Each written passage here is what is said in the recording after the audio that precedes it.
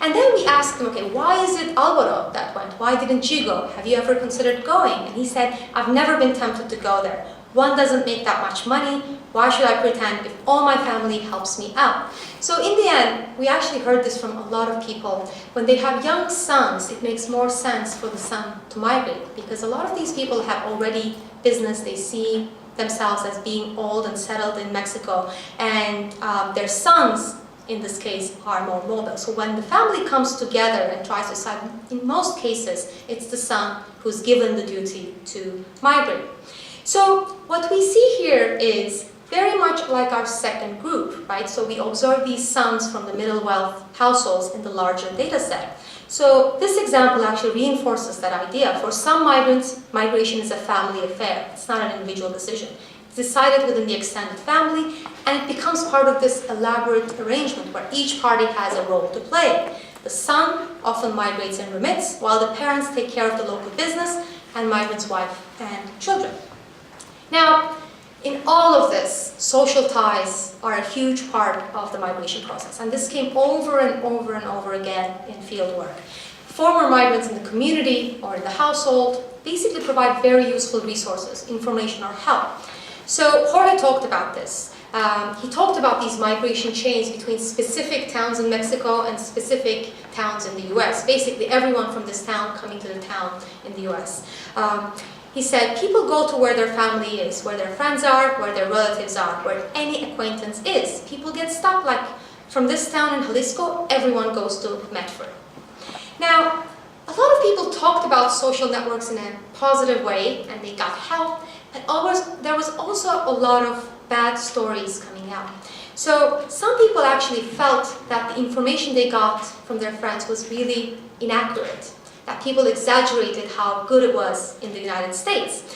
And Jorge's mother-in-law, actually all of her 4 children have migrated to the US. So she talked about this. She said, everybody speaks beautiful things and say it's beautiful in the US. And they, the migrants, think it's true, right? They never come from over there and tell the truth. What's really happening, they never tell.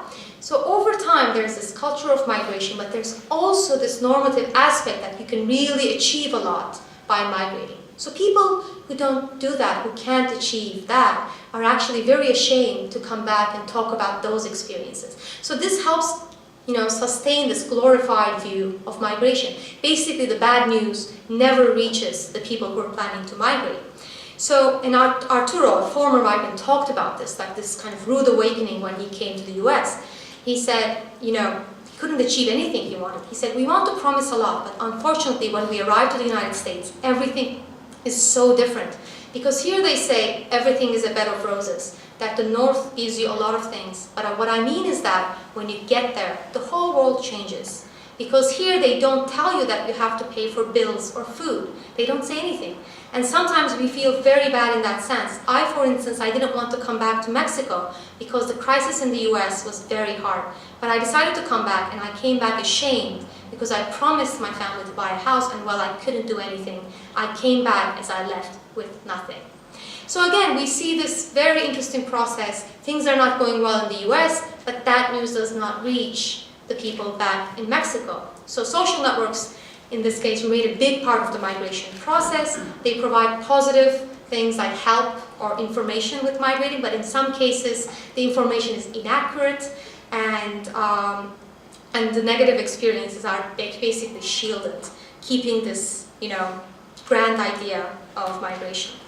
Now, a lot of people talked about how dangerous crossing has become, and this is one thing that I didn't really talk about. In the past, after IRCA, border enforcement kept increasing and increasing. Now, people actually connected this to who's migrating.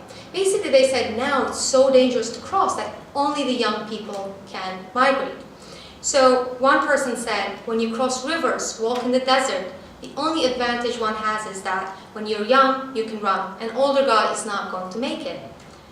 And another migrant talked about how, this border enforcement forced them to stay longer in the United States. He said in the 1980s and early 90s, there was that flexibility in coming and going, even when their status was illegal.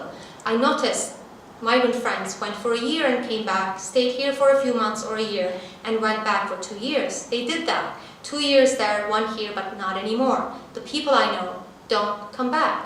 So that's why a lot of the people with families actually stopped going to the US, and now the latest wave of migrants we see, single men from the cities, are actually the ones that can afford to migrate.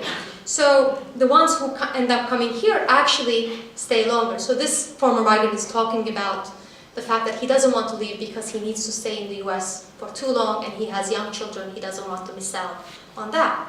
So basically what we learn from these interviews is how people make these decisions on the ground, and that confirms what we assume to some extent in the quantitative data, that people migrate for different reasons, but it also complicates the process a little bit. People consider many different things, and they don't have these kind of analytical categories that we have. They're thinking about all these things at the same time. So where do we go from here? I spoke for too long, so I'll come to a conclusion here. The main point, the main takeaway point, I think, is Mexicans in the US are a very diverse population, and there have been different reasons that have mobilized different groups of migrants.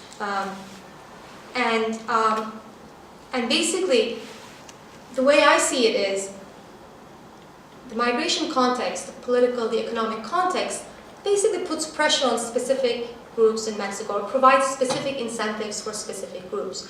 But then, the cultural context only forces certain individuals in these groups to respond, mostly men or household heads. So all of these things actually come together to produce these very specific migrant waves. And one last comment is perhaps about social science methodology. Here, it's a very descriptive method that we use. So we took the migrants and we basically searched for patterns there. But this approach actually provided a very new strategy, I think, to identifying the heterogeneity in the population. And this is actually a major problem in social sciences. We know that people do things for different reasons, but our methods are not sufficient to allow us to identify that heterogeneity in an inductive way. So a lot of qualitative researchers do that by analyzing their data, but then when we look at quantitative work, there's some sort of uniformity that focuses on the average case. So I think these kind of descriptive methods might be helpful in trying to identify, what mechanisms work for what groups of people. So I'll stop here. And